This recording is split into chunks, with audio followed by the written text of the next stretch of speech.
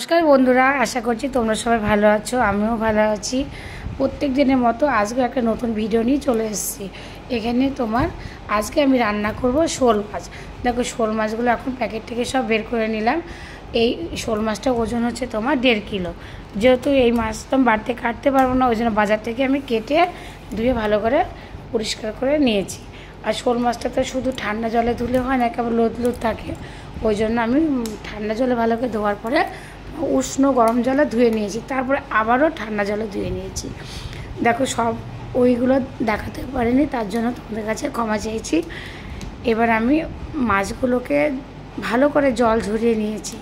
তারপরে মাছের উপরে নুন হলুদ ছড়িয়ে দিয়ে ভালো করে আস্তে আস্তে সমস্ত মাছে মেখে নিচ্ছি। একটা একটা করে ভালো করে না মাখলে প্রত্যেকটা মাছে ভালো করে নুনটা বিদ্ধ না হলে ভালো লাগবে না ভাজা পড়তে। তার জন্য আস্তে আস্তে মাছগুলোকে নুন হলুদ দিয়ে ভালো করে মেখে নিচ্ছি। আর এদিকে আমি কড়াই বসিয়ে দিয়েছি। কড়াইটা ভালো করে গরম হচ্ছে, আর সমস্ত যা কিছু রান্নাতে লাগবে এগুলো আমি কেটে ধুয়ে নিয়েছি। যেহেতু কেটে নিলে রান্নাটা ঝটপট হয়ে যায়, ভালো লাগে, যেহেতু একা হাতেই সব কিছু করা, তার জন্য। আর আমি এদিকে কড়াইয়ে তেল দিয়ে ভালো করে তেলটা গরম করে নিয়ে মাছগুলো ভাজতে বসিয়ে দিয়েছি। আর ওখানে আমি কেটে রেখেছি ডুম করে কিছুটা আলু, আর পেঁয়াজ, রসুন, আদা, টমেটো, কাঁচা লঙ্কা, এগুলো সব কেটে গুছিয়ে নিয়েছি। আর এদিকে আমি মাছগুলো উল্টিয়ে পাল্টে লাল করে ভেজে নিচ্ছি। এই মাছটা খুব বেশি কড়া করে ভাজলে ভালো লাগবে না, তার জন্য একটু আমি লাল করে ভেজেছি, কিন্তু খুব কড়া করে কিছু কিছু মাছ কড়া করে বেশি ভাজলে ভালো লাগে, কিন্তু এই শোল মাছটা বেশি কড়া করে ভাজলে অতটা ভালো লাগবে না। লাল করে ভেজেছি। তো একইভাবে সমস্ত মাছ আস্তে আস্তে ভেজে আমি তুলে নেব। আর এখানে আমি জিরে আর শুকনো লঙ্কাটা আগেই বাটতে বসিয়ে দিয়েছি, যেহেতু শিলে মশলা করি, তার জন্য। আর এখন আমি দেখো, মাছ ভেজে নেওয়ার পরে কড়াই যে তেলটা ছিল, ওই তেলের মধ্যে অল্প একটু জিরে ফোড়ন দিয়ে ওই ডুম করে কেটে রাখা আলুটা ভাজতে বসিয়ে দিয়েছি। এই আলুটা আমি লাল করে ভেজে তুলে নেব। আলুটা এখন আমি তেলে থেকে কড়াই থেকে তুলে নিচ্ছি আলাদা করে। তারপরে তেল তো ছিল, তার মধ্যে আরও কিছুটা বেশি করে তেল দিয়ে দিলাম। আর ফোড়নে দিলাম আমার দারচিনি, এলাচ আর একটা শুকনো লঙ্কা 2 টুকরো করে দিয়ে দিয়েছি।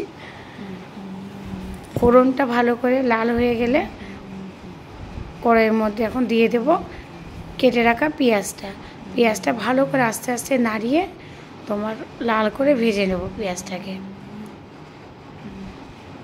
পেঁয়াজটা ভালো করে ভাজা হয়ে গেলে টমেটোগুলো দিয়ে দিয়েছি। যেহেতু মাছের পরিমাণটা বেশি ছিল, তার জন্য এখানে আমি 2টো টমেটো দিয়েছি।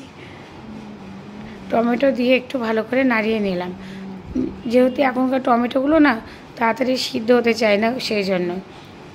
তারপরে বাটা মশলাটা দিয়ে ভালো করে এখন নুন হলুদ দিয়ে কষাতে থাকবো মশলাটা, যতক্ষণ না পর্যন্ত মশলা থেকে তেলটা বেরিয়ে আসে। দেখো, একইভাবে ভালো করে অনেকক্ষণ ধরে নাড়াচ্ছি মশলাটা কষানোর জন্য। দেখো, মশলাটা কষানো যখন হয়ে গেছে, কালারটা চেঞ্জ হয়ে গেছে, এবার আমি দিয়ে দেব জলটা আমি হাত উষ্ণ জল দিয়েছি গরম। এবার এটা তো এই মাছে তো বেশি পরিমাণ জল দিলে ভালো লাগবে না, ঝোল পাতলা হলে হবে না, যেহেতু মাছটা কষা রান্না করছি, তার জন্য। ঝোলটা ফুটে গেছে, তখন আমি আলুগুলা দিয়ে আলুটা একটু সিদ্ধ যখন ভালো মতো হয়ে গেছে, ওপর দিয়ে আস্তে আস্তে সমস্ত মাছ ঝোলে দিয়ে দেবো। সত্যি এই মাছটা যে এত সুন্দর টেস্টি, অবশ্যই তোমরা একবার বাড়িতে বানিয়ে খেও, ভালো লাগবে। আর আমি কিভাবে রান্না করছি, তোমাদের রান্নাটা কি পছন্দ হচ্ছে নাকি সেটা অবশ্যই আমাকে জানিও। আর তোমরা এইভাবে একবার মাছ রান্না করে খেও। আর সব লাস্টে দিয়ে দিলাম অল্প একটু ঘি।